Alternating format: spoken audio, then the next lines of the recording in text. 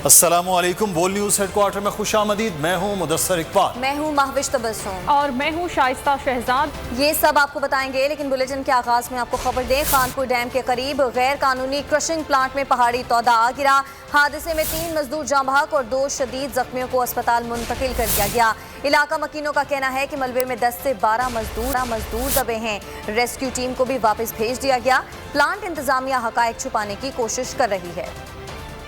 ये है खानपुर की सूरज गली, जहां स्टोन क्रशिंग के दौरान पहाड़ कहर बनकर टूट पड़ा। पहाड़ में गैर कानूनी ब्लास्टिंग जारी थी। ब्लास्ट होते ही तोदा रेजा रेजा हुआ और पत्थर नीचे बरसने लगे। धुएं के बादल तूफान की शक्ल में छा गए। जहां भाग अफराद की लाशें और जख्मियों को अस्पताल मुंतकिल कर दिया गया। बुल न्यूज से बातचीत में इलाका मकीन प्लांट इंतजामिया पर बरस पड़े। कहा हादसे के हकाइक छुपाए जा रहे हैं। मुतादिद अफराद दबे हैं और रेस्क्यू का काम शुरू नहीं किया जा सका। पुलिस हुकाम के मुताबिक हादसे की मजीद तहकीकात जारी हैं। प्लांट इंतजामिया ने शिफ्ट इंचार्ज और मुंशी को गायब कर दिया।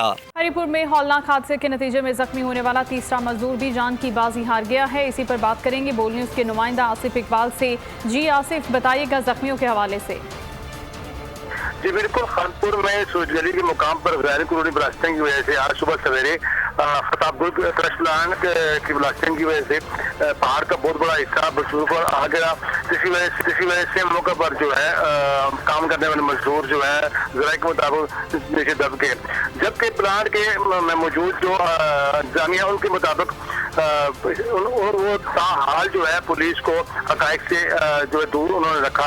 इसके अलावा रेस्क्यू 112 की टीम भी जब सुबह आई उन्होंने उसको भी वापस कर दिया। इससे खबर चली उस वक्त DPO हरिपुर और DC हरिपुर ने फौरी तौर पर मौके पर विजिट किया और रेस्क्यू 112 की टीम को फौरी तौर पर रेस्क्यू ऑपरेशन शुरू करने के लिए उन्होंने ऑर्डर दिया।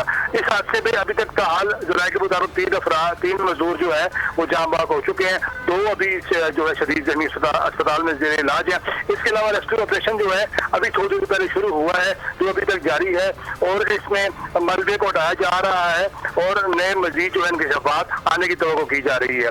ये ब्लास्टिंग जो है खानपुर के साथ साथ मुंसलिक जितने क्रश प्लांट हैं उनमें आबादी के नजदीक 300 मीटर के नजदीक जो है ब्लास्टिंग मना है। इसके अलावा क्रश प्लांट का लगाना मना है। लेकिन खानपुर के साथ और हरिपुर के बहुत इलाकों में जो है लगातार जो है क्रश प्लांट जो मौजूद है जिनके खिलाफ किसी किस्म की कार्रवाई जो है ताहाल अभी तक नहीं की गई है।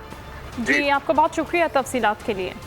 ओवरसीज पाकिस्तानियों को नवाज शरीफ और आसिफ जरदारी पर एतमाद नहीं, इसलिए दोनों जमातें बैरून मुल्क मुकीम पाकिस्तानियों को इंतखाबात से बाहर रखना चाहती हैं। वजीर इत्तलात फवाद चौधरी ने तनकीदी तीर बरसा दिए। कहा आइंदा इंतखाबात को इलेक्ट्रॉनिक वोटिंग पर मुंतकिल करना इलेक्शन कमीशन की जिम्मेदारी है। अगर किसी ने सियासत करनी है तो इलेक्शन कमीशन जैसे इदारे की बजाय अपनी जमात बनाए। कराची में विफाक की ज़मीनों पर तजावुज़ात के मामले पर कहा कि ऑपरेशन के मामलात इस्लामाबाद का अफसर देखेगा।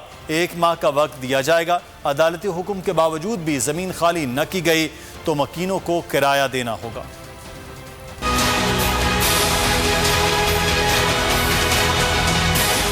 हम हर सूरत में ओवरसीज पाकिस्तानी जो हैं उनको इस वोटिंग प्रोसेस में लाना चाहते हैं। क्यों? पीपल्स पार्टी और नून लीग जो है वो ओवरसीज पाकिस्तानी से इतने खौफजदा है और सारा झगड़ा जो इलेक्टोरल रिफॉर्म्स का है वो सिर्फ इसलिए रुका हुआ है कि वो ओवरसीज पाकिस्तानी को वोट का हक जो है बाहर वो नहीं देना चाहते। इलेक्शन कमीशन जो है वो पार्लियामेंट के ऊपर ये सवाल नहीं उठा सकता कि वो कानून आप पास कर रहे हैं वो आईनी है या गैर आईनी। जो आइन से मुतसादम होने का मामला है वो सिर्फ सुप्रीम कोर्ट तय कर सकती है। हम फजलुर रहमान साहब को, मरियम नवाज को या नवाज शरीफ को स्टेक होल्डर नहीं समझते इस निज़ाम में। हम इसीलिए कह रहे हैं कि वो सियासी जमातें जिनकी पार्लियामान के अंदर रिप्रेजेंटेशन है वो हमारे साथ बैठें और इंतखाबी इस्लाहात के ऊपर बातचीत करें।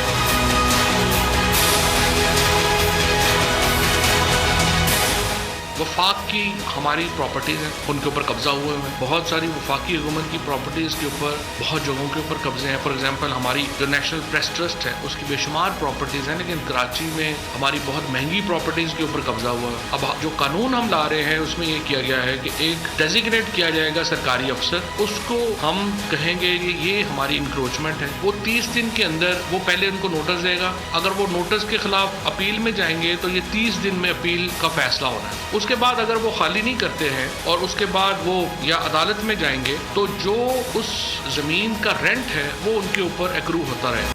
कराची मिनी पाकिस्तान है और इसकी अपनी पुलिस ही नहीं। 1800 अरब मुराद अली शाह को दिए, कहां खर्च हुए? वजीर इत्तलात फवाद चौधरी ने सवाल उठा दिया। कहा सिंध का पैसा दुबई, लंदन, कनाडा और अमेरिका जाता है। बदीन और घोटकी के नाम पर अरबों रुपए लिए गए। इन शहरों को अब तक पेरिस बन जाना चाहिए था। उन्होंने कहा कि ऑपोजिशन की कोई लीडरशिप नहीं, ये बिखरा हुआ गिरोह है। बजट पर कोई संजीदा तजवीज़ नहीं दी गई। ऑपोजिशन मनफी सियासत खत्म करे, साथ चलने को तैयार हैं।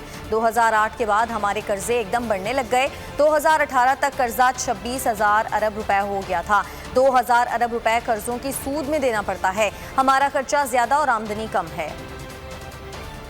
इस साल के बजट में जनाब स्पीकर कोई 700 से लेके 750 अरब रुपया जो है वो सिंध हुकूमत को जा रहा है। 1600 से 1800 अरब रुपया जो है वो मुराद अली शाह साहब चीफ मिनिस्टर सिंध की डिस्क्रिप्शन पे दिया गया है। आखिर वो पैसा गया किधर? उसकी प्लानिंग किधर की गई? आज आप देखिए कराची पाकिस्तान का सबसे बड़ा शहर है। अगर कोई मिनी पाकिस्तान है तो कराची है। आप अंदाजा लगाइए कि कराची की अपनी पुलिस ही नहीं है और आज भी सिंध हुकूमत की कोई कैपेसिटी नहीं है कि वो अपनी कम से कम पुलिस को डेवलप कर सके। बदीन और घोटकी के नाम के ऊपर अरबा रुपया जो है वो लिया जा रहा है। अगर आप उस पैसे का कंपैरिजन करें उन शहरों की हालत के साथ, उन शहरों को तो पेरिस होना चाहिए था। तो सवाल ये पैसा किधर गया? वो पैसा लंदन में जाता है, वो पैसा दुबई में जाता है, वो पैसा कनाडा में जाता है, वो पैसा अमेरिका में जाता है। 1947 से लेके 2008 तक हमारा ये टोटल कर्जा था 6,000 अरब रुपया। 2008 आता है और डेकेड ऑफ डार्कनेस के पहले जार आसिफ जरदारी साहब पाकिस्तान के ऊपर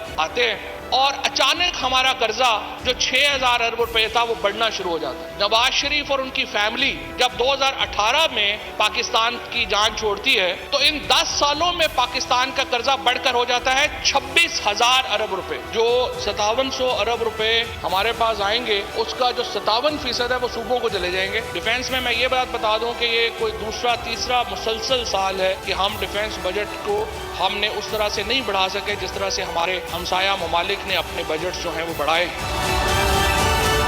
वजीर आला सिंध मुराद अली शाह का कहना है कि गवर्नर सिंध खुद आज नागा परबत गए हैं और नंगे पड़ंगे इधर छोड़ गए हैं। विफाक पंजाब की तरह सिंध को भी बड़े तरक्याती मंसूबे दे। गवर्नर सिंध के खत को वेलकम करता हूँ। उन्होंने विफाक की तरफ से मदद का यकीन दिलाया है। तकरीब से खिताब में मजीद कहा कि सुप्रीम कोर्ट ने नस्ला टावर गिराने का हुक्म दिया। उम्मीद है कोई ऐसा हल निकलेगा जिससे लोग बेघर न हो। मुल्क में कोरोना वैक्सीन की कमी हो गई है। पता नहीं 26 अरब रुपए की कोरोना वैक्सीन कहाँ गई। वैक्सीन की सप्लाई का जिम्मा वफाकी हुकूमत के पास है। वैक्सीनेशन जो भी है चारों सूबों में, किसी सूबे ने वैक्सीन नहीं खरीदी है। ये सारी के सारी वैक्सीन फेडरल गवर्नमेंट को आ रही है और इसकी वजह यह है कि इंटरनेशनल एजेंसीज फेडरल गवर्नमेंट को वैक्सीन प्रोवाइड कर रही है। अनफॉर्चुनेटली पूरे पाकिस्तान में वैक्सीन की आज से कोई 3-4 दिन पहले से शॉर्टेज हो गई है और जो कहा गया था कि फिक्र ना करें, हमने तो अपनी वैक्सीनेशन हमने अपना टारगेट रखा हुआ है कि 2 लाख वैक्सीनेशन हम रोज़ाना करें। वैक्सीन की सप्लाई का जिम्मा फेडरल गवर्नमेंट ने लिया हुआ है और इसलिए लिया हुआ है कि जैसे मैंने आपको बताया वैक्सीन मिली उन्हीं को रही है। तो मुझे नहीं पता कि 26 अरब की वैक्सीन दी और कहाँ गई, सारा रिकॉर्ड मौजूद है और एक वैक्सीन का रिकॉर्ड जो है वो नादरा सर्टिफिकेट मैंने वैक्सीन लगाई है ना। जो सुप्रीम कोर्ट का एक ऑर्डर होगा वो हम पाबंद हैं ओबे करने के, जब तक कि उनको प्रॉपर रिहेबिलिटेट नहीं कर दिया जाए। हमारा point of view Sindh government का फेडरल गवर्नमेंट से भी यही है कि जी इनको रिहेबिलिटेट करना